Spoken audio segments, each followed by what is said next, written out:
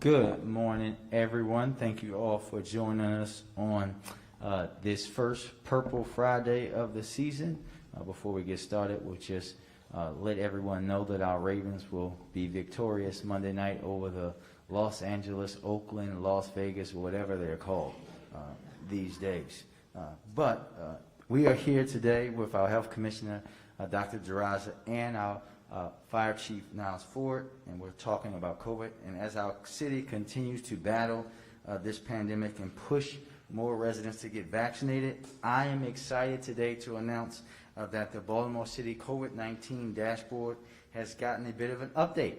As of this morning, members of the public now have the ability to access both COVID-19 metric dashboard and the vaccination dashboard through a single portal. It also provides a more targeted data about our city's vaccination progress by detailing rates of vaccination by community statistical area, or CSAs as we call them. Members of the public can access the new dashboard by visiting coronavirus.baltimorecity.gov.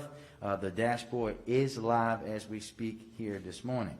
Baltimoreans have heard me say time and time again that our response to COVID-19 is based on data. That remains true. This dashboard overhaul will make it easier for residents and the members of the public to see exactly what Dr. Jaraza, our health experts, and I use to make calls that protect the health and safety of us all. I will now turn it over to Dr. Jaraza for our current metrics and a deeper look at the new data tool. Dr. D? Good morning, and thank you, Mayor Scott, for your continued leadership. I'd like to begin by sharing some of the key indicators city leadership is tracking given the current phase of the coronavirus pandemic. We've taken feedback from residents, and in consultation with our epidemiologists, we are very excited about the launch of these new dashboards. These metrics highlighted along with CDC guidance will also help us determine when it is appropriate to lift the indoor mask mandate, or if necessary, reintroduce restrictions to help limit the spread of disease. We are now continuing to monitor the number of new cases, deaths, percent positivity, and new COVID-19 hospitalizations in Baltimore City, all via 7-day averages to account for daily swings in the data. That's this very first, or actually the first dashboard that you see here. So additionally, we're also tracking vaccination coverage and how it increases within our eligible population, which at this time includes everyone over the age of 12 here in the city.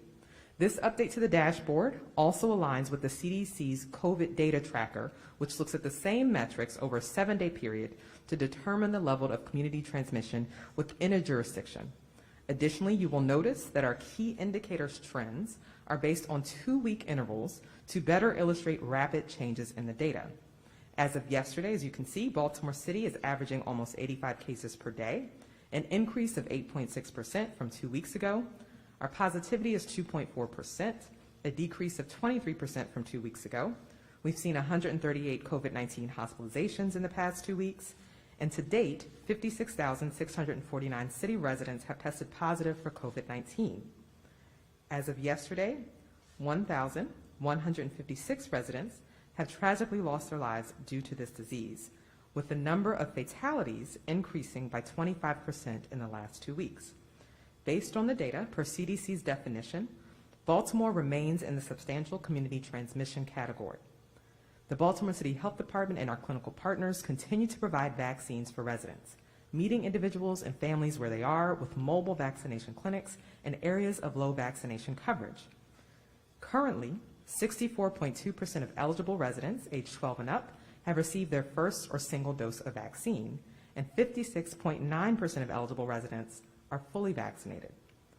In addition to the updates on the dashboard of key COVID metrics, our epidemiologists have also updated our COVID vaccine coverage map to now detail rates of vaccination across the city via CSA. This data is what helps to guide our mobile vaccination clinics. This new map is also available at coronavirus.baltimorecity.gov. One of the key features of this update includes the ability to overlay mobile vaccination clinics held by the Health Department, our partners, as well as the Maryland Department of Health, as a way to connect people to needed resources. As a reminder, the Health Department provides updates to its weekly vaccination schedule at baltimorecity.gov, 443-984-8650/BeMoreVax. Individuals without access to the internet can call 443-984-8650 to talk with a representative from our COVID call center who can provide information about where to receive a vaccine. Likewise, if someone has trouble leaving their home, they can register with our Vax at Home program to have vaccines brought to them and their caregivers, either by calling the same number or registering at covax.baltimorecity.gov. As a reminder, the prevalence of the highly transmissible Delta variant required Baltimore City to reinstate its indoor mask order on August 9th. As I stated earlier, the CDC has indicated that the city continues to experience substantial community transmission rates, and we will maintain our mask mandate until we begin seeing the city turn the cove on these key metrics. Now that even fully vaccinated individuals who get COVID can spread the virus as easily as unvaccinated individuals, it remains vital that all residents, regardless of immunization status, continue to practice harm reduction principles to reduce the rates of community transmission. Remember to wear your mask, wash your hands, keep your distance, and if you have any symptoms or exposure to someone with symptoms, get tested, even if you're fully vaccinated. The health department also provides mobile testing at sites across the city. This information can be found at coronavirus.baltimorecity.gov/testing. In the last few weeks, the FDA has approved additional doses to those who received a 2-dose vaccine and are moderate to severely immunocompromised. During that same time period, the Department of Health and Human Services announced plans to begin providing booster shots in the fall, subject to the final approval of the FDA. While recently there have been announcements regarding the availability of booster doses, at this time, I would like to remind residents that the Health Department continues to follow the science and direction of the FDA and CDC. Currently, an additional COVID-19 dose for the general public, including older adults, has not yet been authorized by the FDA or recommended by the CDC. The Health Department does not recommend off-label use of the COVID-19 vaccine and will not be administering booster doses until there's full approval from the FDA and the Advisory Committee on Immunization Practices. We encourage residents to please be patient and to wait until we make announcements regarding the availability of booster doses. We will be making more announcements on the locations and steps residents should take once these booster doses are fully approved. Currently, an additional COVID-19 mRNA dose is authorized by the FDA for individuals with moderate to severe immunocompromising medical conditions, and this is to occur at least 28 days after their second shot. The Health Department is providing additional doses for those individuals that meet these criteria at many of our mobile response locations. Some, but not all, of our clinics and pharmacy locations are able to provide those doses. I strongly encourage those individuals who are immunocompromised to call our call center at 443-984-8650 anytime Monday through Friday from 8 a.m. to 6 p.m. and Saturdays from 9 to 1 p.m. for an update list of everyone who's offering those additional doses. We recommend residents who believe they may qualify for that additional dose to speak with their medical provider. The Health Department will not require a doctor's note, but will need to see proof of someone being fully vaccinated, either through a physical vaccine card or digital vaccine card. For that card, you can visit myirmobile.com for assistance in getting your online vaccination record. Please remember to wear your mask over your nose and mouth when indoors, wash your hands, keep your distance, and if you have any symptoms or exposure to someone with symptoms, please get tested, even if you're fully vaccinated. Thank you. Thank you, Dr. Duranza. As you heard our health commissioner mention, 64.2% of our city has had at least one dose of vaccination, and that number continues to grow. But we know that we would not be at this point without the help of not only our community partners, but our other city agencies as well.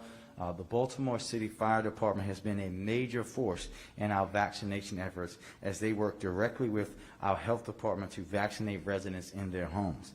We have vaccinated more than 350 people through in-home vaccination. As a reminder, you can call 443-984-8650 to schedule an in-home vaccination appointment. That's again 443-984-8650. This is what an accessible and equitable COVID-19 response looks like, and I'm grateful to Chief Ford and the women and men of the fire department for the role they have played in protecting our residents. Chief Ford?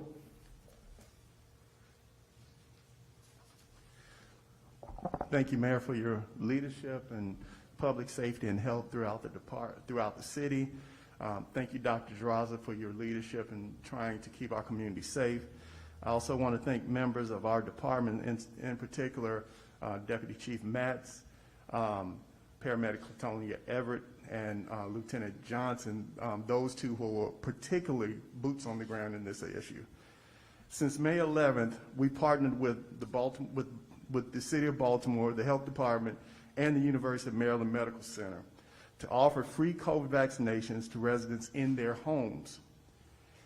This is a wonderful opportunity to ensure that those who are unable to get out of their homes, whether it's from lack of transportation or mobility, our goal is to make receiving the vaccination as convenient as possible. And since the inception, we have administered 347 vaccines to residents in the comfort of their own homes, in support of Mayor Scott's goal to have everyone in the city of Baltimore vaccinated. We will continue our efforts until we've connected with everyone who is interested in receiving the vaccine. The opportunity is still available. I know that we've said this several times, but I believe repetition is good for the soul. In order to register, please call 443-984-8650. Again, that number is 443-984-8650. Or you can register online at covax.baltimorecity.gov. Again, that's covax.baltimorecity.gov. Thank you, Mayor. Thank you, Chief. And before we wrap up and take questions, I'm excited today to announce a vaccination incentive that no true Baltimorean can pass up. As we said earlier, we know football is back with us taking on the Los Reno, whatever they're called, on Monday night.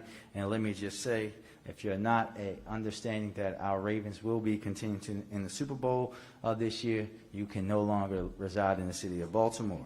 But I have teamed up with the health department for a contest to win 2 tickets to my skybox at M&T Bank Stadium for the Ravens game against the Chiefs on Sunday night when Patrick Mahomes comes to town. And entry is easy. Just head to one of our vaccination clinics, snap a selfie in front of our health department's banner, tag at Be More Healthy on Instagram, Twitter, or Facebook using the hashtag #BeMoreVax, and entries will be accepted until Friday, September 17th, and the winner will be contacted via direct message. We will be doing this for every home game throughout the season. And of course, winners must show proof of vaccination and residency in Baltimore City to be a winner.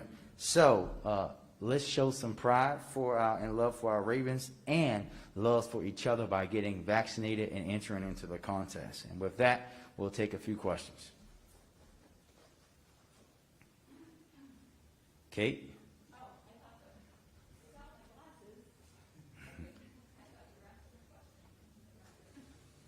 Hi, happy Friday, Mayor Scott. Happy Friday. I have a question about the city's vaccination requirement for Baltimore City employees. Given President Biden's aggressive new mandate for the executive branch, where he is eliminating the testing opt-out, either you get the vaccine or you get disciplined, have you rethought the fact that the city's current protocol not only includes opt-outs for the vaccination, but includes religious and medical exemptions to the testing? Are you reconsidering that at all? We are continuing down the path that we set forth, and we will make adjustments as the data drives us after going through with our original plan. Just to follow up, so I guess that's a no, but what are you looking for, or what are you waiting for? I think it's the allowing an exemption to the testing part, which was an opt-out to begin with. I'm hoping that you could explain the data behind that, why that's in place right now for city Well, I think employees. we know that we have protections for religious reasons in this country, and this is no different. And what we're going to continue to do, Kate, is this is about us working with our employees, with our partners in labor, with the health commissioner, with our HR director to make sure that we're getting more of our employees vaccinated. As we said when we announced this last week, we're going to use the data to drive how we go further and if we need to go further, but we are not without going through, right? Without going through with the word that I committed to and the word that the health commissioner committed to. We're not going to change that right now. And finally, a question for Dr. Duraza. I'm just curious, you have said for the last several weeks, we now know that vaccinated people can spread the virus as easily as unvaccinated people. Are you referring to that recent piece in JAMA, or is there some other research or data that you're referring to? It would just be helpful to underscore that if I could do that with data. Thanks. Sure. So again, referring to much of what the CDC has put out. So they put out MMWR, we call MMWR reports on a weekly basis, multiple reports. So based on the data that the CDC has compiled, that they have seen that transmission is just as likely, unfortunately, with the vaccinated and unvaccinated. Thank you. Sir? Good morning. Good morning. Talking in terms of the immunocompromised being eligible for boosters, but I didn't hear any reference to anyone else. How does that go with the governors now opening this up to congregate living facilities and nursing homes, et cetera? Sure. So the booster doses for the general population have not yet been approved by the FDA as well as the ACIP, which is the CDC's Advisory Committee on Immunization Practices. So though there's been discussion, there has not been full approval yet. And so if something's not yet fully approved, it's considered to be an off-label use. And again, we'd like to wait until we see full approval from the FDA and the ACIP before opening it up to the general population. But as you note, it is available for those that are severely or moderately immunocompromised. So just to make sure I'm clear, if there's a nursing home or assisted living facility within the city limits, are those people eligible for a booster under the state's guidance, or are you prohibiting it within the city limits? We're not prohibiting it, but we do run vaccination clinics and we provide vaccinations across the city. So our vaccination sites, again, are not going to be doing any off-label use of vaccines at this point. But the state may do that, if they so choose. One last question. Lily Mae Jackson was listed among 3 schools recently that I think had 16 cases in young children, younger than 10. When the schools come out, do they have numbers they report to you? Do we have a way of gauging as school gets up and running where we're seeing pockets and what kind of testing or different things are going on to try to help with that? Yeah, I'll let Dr. Duraza come up in a second, but Dr. Duraza and myself are always in constant communication with them. Dr. Duraza has been working with the school system on their protocols and practices that they have in place and how that data is collected in the testing, and I'll let her go further on that. So every positive test in the city resident is always reported to the health department. We have specific contact tracing teams that are focused on schools. We know that city schools have been doing what's called surveillance testing, where they test people weekly, symptomatic or not. And in that surveillance testing, they may identify someone who did not have symptoms and recommend that pod close and that individual be tested. And so, we anticipate, because we're sometimes testing people who, again, have no symptoms at all, that you may catch some cases that were asymptomatic. But again, all positive cases are always reported to the health department. Thank you. Thank you, ma'am. Good morning, Mayor Stott. Good morning. Going back to schools for a second, we know that Project Baltimore investigated some of the allegations in Augusta Fells. City schools confirmed those allegations and more. Given what the public has learned and you as mayor, do you plan to hold any sort of investigative hearing in the public to learn what exactly is going on across Baltimore City public schools? So I'm aware of the report. We know that our system has been challenged. We know, again, that The state of Maryland has admitted that it underfunded our city schools to the tune of $300 million a year for many, many years, and we cannot ignore that, especially with the efforts that the state legislature has taken to override a short-sighted veto of the governor to fully fund public schools in Maryland.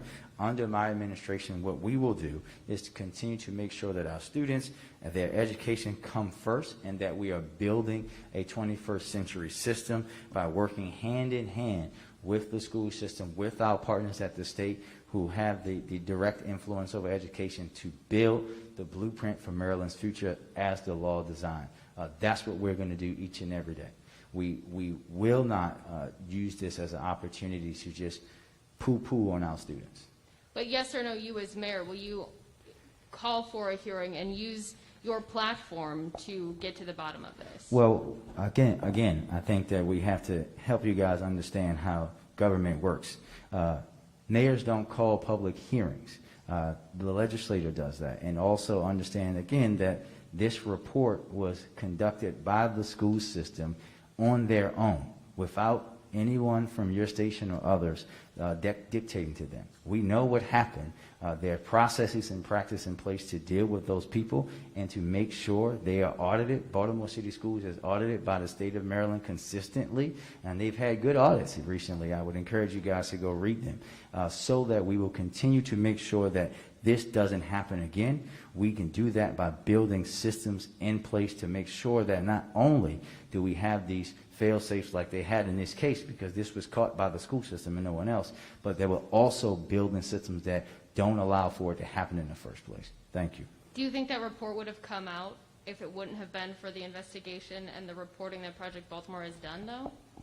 Well, the reality is that the report was done, and the adjustments and the necessary actions were taken regardless of Project Baltimore, right? They had already done that work. The people were already disciplined. That stuff happened without the report coming out in the public. The real reality and the real thing that we have to understand is, was action taken regardless? Action was taken.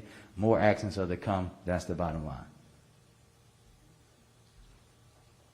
Emily?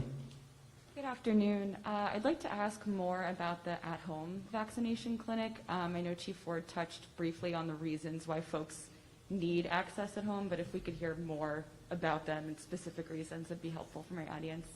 Yeah, I think that when you think about folks who can't physically leave their homes, right? Residents in Baltimore who are homebound, we know that they'll have people coming into their homes, working with them. Their families will be visiting them, right? They deserve the right to be vaccinated too. They deserve the right to be able to have that same access to the vaccine, and that's what this program is about. And I'll let Dr. Duraza and Chief Ford go into more. But this is about equitable access for people who need to be protected from this deadly virus like everyone else.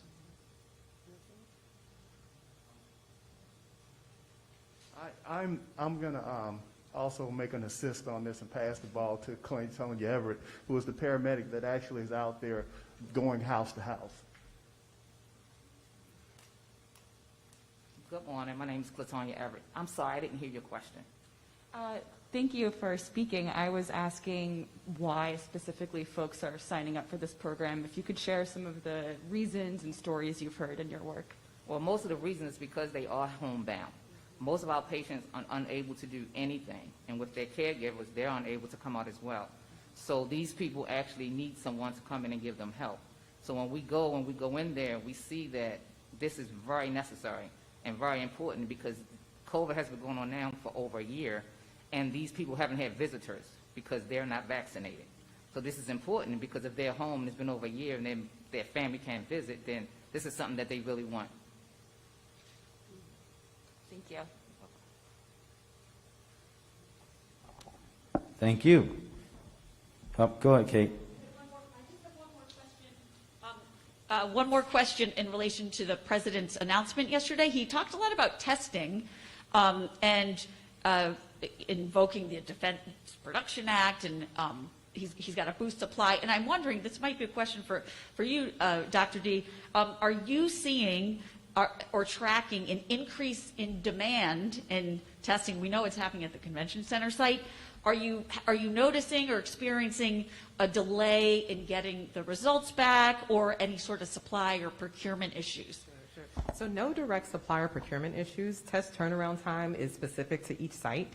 We continue to travel weekly to different sites to perform testing, especially in areas where we know that there's less access or where we see lower vaccination rates. But there are multiple sites across the city. We're one of many partners who are testing, and we've absolutely seen the demand increase. But no, just to make sure residents aren't worried that there isn't enough, that it's not going to return to what we saw in the spring. At this point, you're seeing an increase, but you've got the We're seeing an supply. increase, and I think, again, the system can absorb that increase. Again, we had seen testing go down significantly, and so I think it's just a matter of kind of ramping back up to where we were in the spring. Thank you. Thanks. Thank you.